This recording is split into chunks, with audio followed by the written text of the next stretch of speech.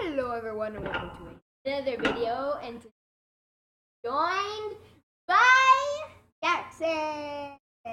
Yay! Okay, so today we are reacting to 3 horrifying real cases of home invasions by Mr. Nightmare. Go check out his channel, subscribe to him. He's awesome! Literally, this is our 3rd video of reacting to his videos. Are really good. So we reacted to we're having a video uploaded right now. We're reacting to creepy video cases, 3 cases, stories of 4th of July. Well, anyways, it's being uploaded, so yeah. Yeah, go check that one out. These are all true. It's in the video. They're very true. Or real. True or real. Real, true, whatever. So, anyway, wait. Get a buddy, some popcorn, and a blanket. Yeah, this is gonna be spooky. Especially, I haven't watched this yet, but home invasions. Yes. Yeah, if you guys are watching our video before, they're interesting. Do this. Our houses are usually the one place we can call home and feel isolated from the outside world. At least until someone or something from the outside world enters without consent. What's with the music? I've taken 3 very long, supposedly true horror stories that I've either found on the internet or were shared to me and condensed the stories to fit a nicer length video. Number 1. Before we start, if you hear rattling and any problems with it's because we're recording on a crate. 19-year-old single child Damian Andrews would drive directly from campus after his last class on Friday to his job at a gas station for 6 hours, and after his shift was done, he'd go back to his parents' house. Usually his parents weren't home on weekend nights, as they were the ones who were more often out drinking. Damian pulled into the empty driveway, and as expected, everything was dark in the house. He needed to put his bike that was still in his trunk back into the shed in the backyard, so he removed the bike from the trunk of his truck and rode it down the pavement. I call someone's in the shed right now. Past the fence and to the shed. When he shut the shed door, he noticed the bathroom light upstairs in the house was on now. He didn't remember noticing the bathroom light being on when he passed the side of the house, so he assumed that maybe one of his parents stayed home for the night. Damian entered the house through the back door, and as he opened his mouth ready to call for one of his parents, something deep down told him not to. Damian went up the half flight of stairs. Yeah, and pull out a gun or something. What's with the music, by the way? Nightmare? What's with the music? His name is Mr. Nightmare. Yes, but it gave me this from his den to the midsection of the house. He looked up the short stairway to the upstairs and saw a light creeping into the hallway through the closed bathroom door. So somebody was in there. Were they pooping? Hey, but no. They probably robbed gourmet soap. He went upstairs calling out Mom and Dad. There were no responses, but he was in very close range of the bathroom now, which made it odd. He approached the bathroom door, again calling out Mom and Dad. No response. Damian figured maybe his mom was in the bathtub with earbuds in or something. The door was locked, so one of them had to be in there. When the phone rang, he went downstairs to answer it, to find out it was his dad calling, checking in to make sure Damian made it home okay. His dad sounded drunk as usual per Friday nights, so Damian questioned him as to why he left Mom at home as he walked back upstairs to the bathroom door. His dad seemed confused. Then he noticed at the bottom of the door, through the opening, 2 shadow outlines of feet standing by the door. Literally facing the door right on top of it. Then Damian's dad dropped a bomb and told him that his mother was right beside him at the table. He did the only logical thing he could do. He ran outside, hung up on his dad, and called the police. When Damian looked up to the bathroom window, he saw the light turn off. 10 minutes of hiding in the bushes later, he heard the police out front, who in the end found nobody in the house. Darn it. Number 2. Saw someone. Review of that. That's creepy. Would you, if there's someone in your house, you be shouting mom, dad? No. Neither would I, because I would. You don't know if it's your mom or your dad. It could be some weird, crazy, even if it is your mom, I'm not saying you can't do this. We're just saying our opinion. Like even if it was your mom and dad, shout someone bad and calling their name, you just be glad after. So no matter what, that would be okay.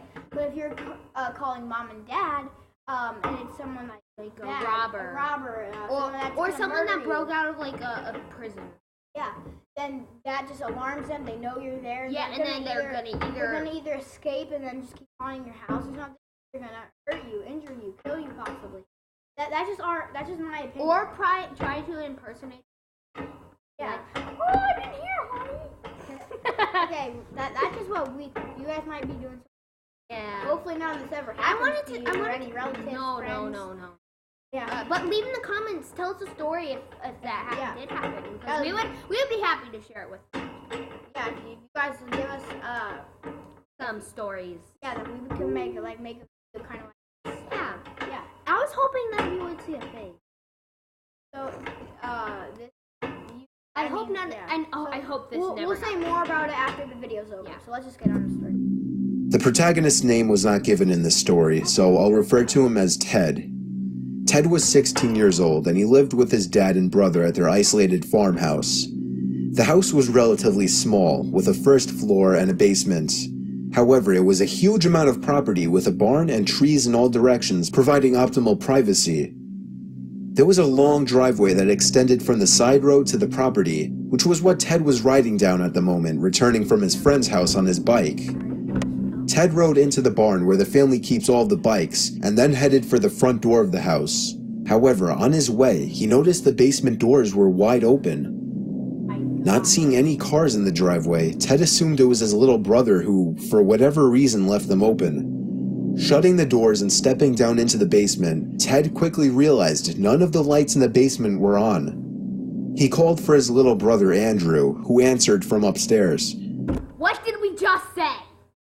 That's just what we would do. You know what? I actually would probably. I might. I would call 911. Yeah, but anyways. But or I would scream and grab a weapon. His little brother's upstairs. This is a 2-person story, so. Okay, yeah, that's fair. So there's 2 people involved in the story. Andrew came rushing downstairs, turning on the light on the way. The first thing Andrew pointed out was the foul stench in the basement, but Ted said he couldn't notice anything. Ted questioned Andrew as to why he opened the basement doors and then left them that way. His response was, "I didn't." Ted continually accused him of either lying or forgetting, but Andrew swore he hadn't even been in the basement all night. The disturbing thought that it was left unlocked and somebody entered the house came up, and the two subsequently turned the basement practically upside down looking for anyone, turning up nothing. Andrew said he had been in the living room all night and hadn't heard anything, plus he would have noticed if somebody had come upstairs. So Ted felt at ease knowing nobody was in the house. He sat down on the basement couch and started watching TV. That's when he noticed the couch felt kind of weird, less soft than usual. He got either a gun, a body, the guy is hiding under the couch, under the cushion, something like that. Or there's a gun. Or he's hiding something. It's definitely the guy. Got up and lifted one of the cushions and screamed. Ted ran upstairs, running into Andrew halfway up. What did he say? He ran into Andrew. Yeah, but he looked under the cushion. Shoving him the rest of the way and locking the basement door behind him. When Ted could finally get some words out, he told Andrew he found a dead body stuffed I called it! And that's disgusting! below the cushion. I don't know if we're going to find this out later. It's a dead body. Somebody's put a dead body. It's going to be so weird if it... I know I would die. He obviously didn't, but still. Yeah, that would be like a movie. You haven't been in there, but... No, that's creepy. I would scream too. I would be like, dead body. of the basement couch. The body was later determined to be that of their closest neighbor George, whose wife had also gone missing a few days prior. As far as Ted and his family knew at the time of the posting of this story, the culprit was never found. Number 3. On number 3, Dead body. they haven't, just think of Andrew and Ted. There's somebody that was in their house that put a dead body under their cushion. I called it was either bones, a And gun, or a dead body. the person wasn't found that put a dead body there. That must be out like heck. But I kind of.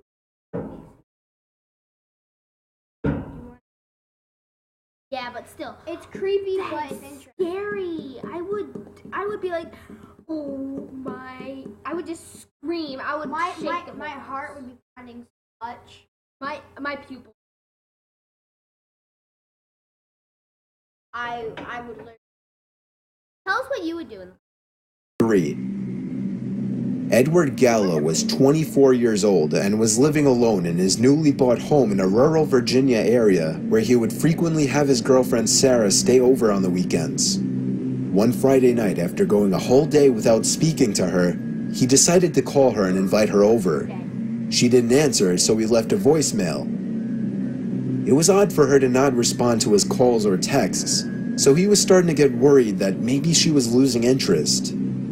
After calling repeatedly with no response, Ed heard one of the doors closing from downstairs.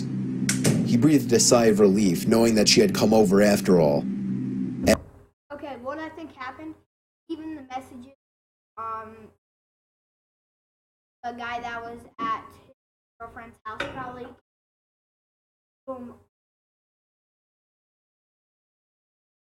I think she's. yeah, after something forced her.